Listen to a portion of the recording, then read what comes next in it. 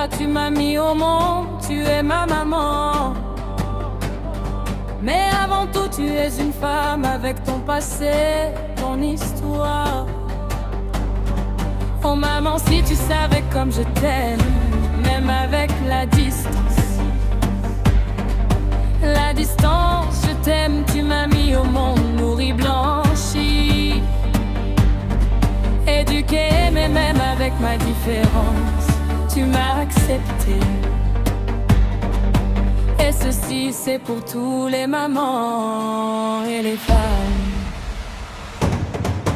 Être une femme ne pas être un objet, être une femme doit être la source même de la libération. Libération, être maman, ce n'est pas pour tout le monde, être une maman.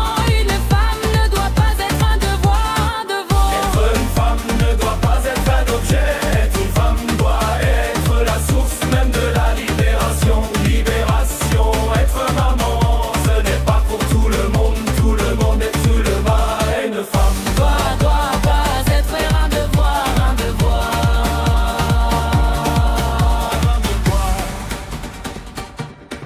On vit dans un monde où la femme doit travailler plus, ce n'est pas normal d'avoir cet état d'esprit, être maman. Maman n'est pas signe d'encouragement pour les femmes. Les femmes.